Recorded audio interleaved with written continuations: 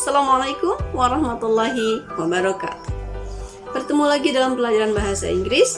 Untuk minggu ini kita akan masih mempelajari unit 7, yaitu mendeskripsikan orang, binatang, dan benda dalam rangka untuk supaya mudah dikenali.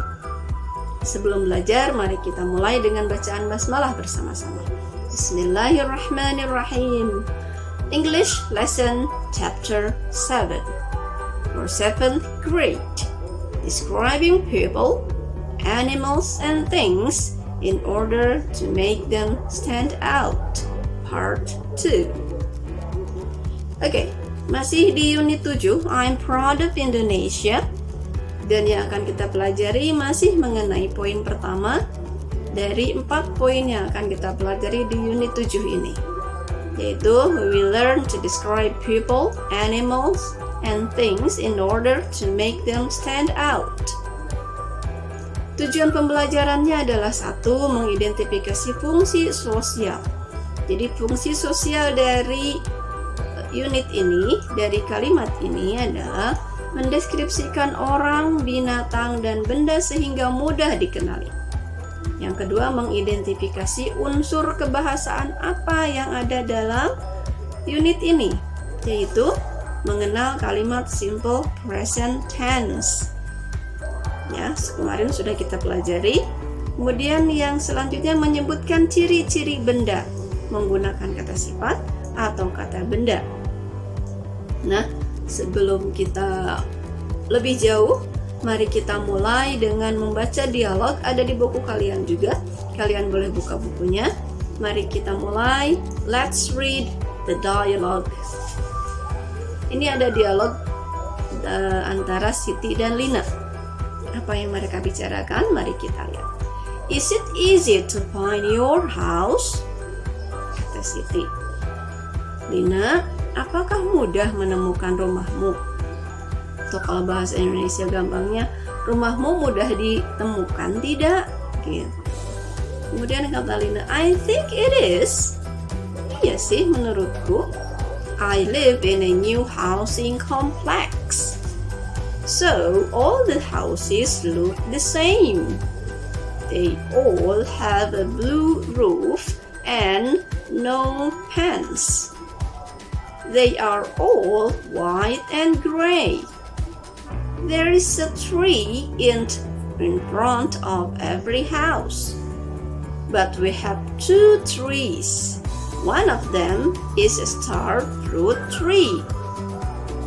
Gitu kata Lina. Jadi rumahnya di perumahan. Kemudian karena perumahan, rumahnya semuanya tampak sama. Tampak samanya gimana?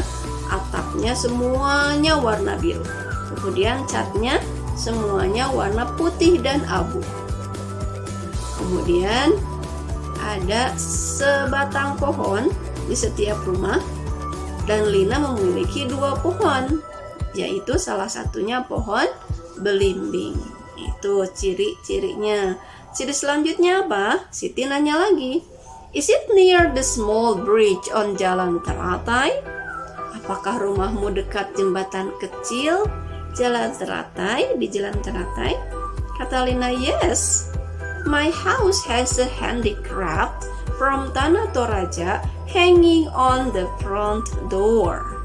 It is a triangle with beautiful carving. Iya, rumahku dekat jembatan kecil di Jalan Teratai. Terus di depan pintu ada sebuah hiasan berbentuk segitiga dari Tanah Toraja dengan pahatan yang bagus, nempel depan pintu. Nah, terus Siti nanya lagi, kalau depan pintu, but when the door is open, we can't see it from the street, can we?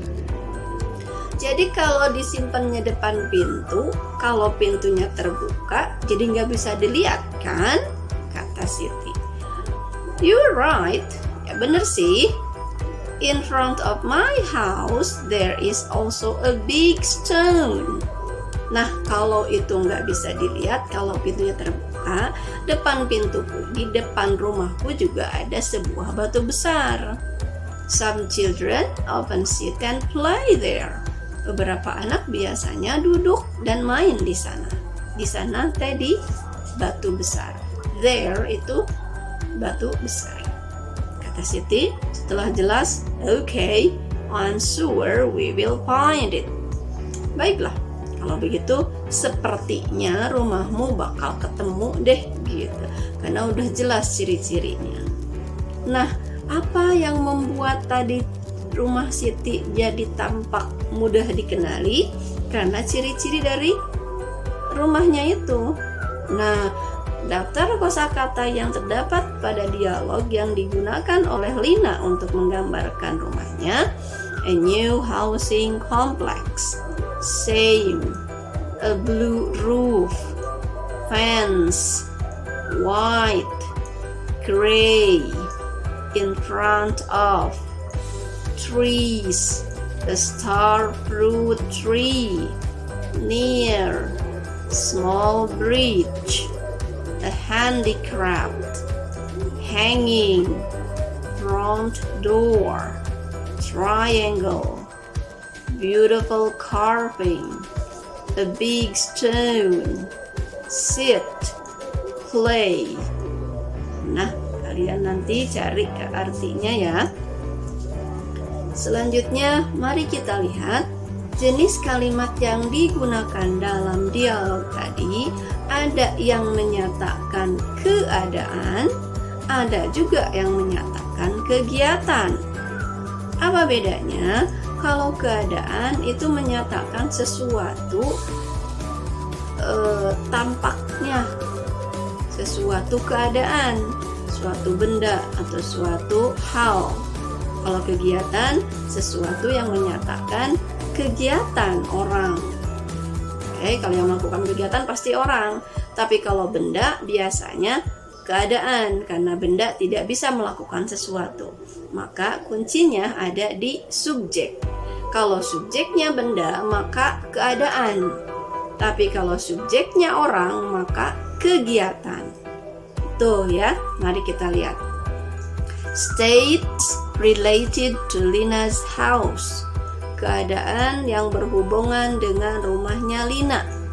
Nah, pasti rumah Lina berarti yang merupakan subjeknya. Mari kita lihat. All the houses look the same. Semua rumah-rumah tampak sama. Nah, jadi bukan semua rumah-rumah melihat sama, bukan. Karena rumah tidak bisa melihat, maka look di sini artinya tampak atau terlihat. Kita yang melakukan kegiatannya, rumahnya terlihat sama.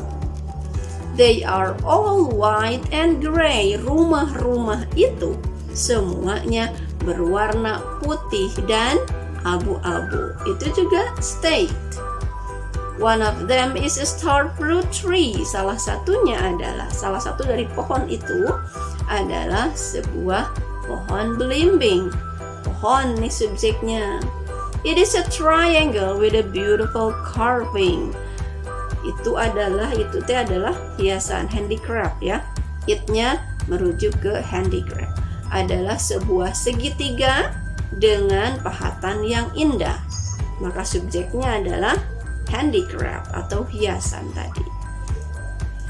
There is also a big stone. Ada juga sebuah batu besar. Jadi selain pohon besar juga ada batu besar di depan rumah Lina. Jadi semuanya menyatakan keadaan sesuatu benda.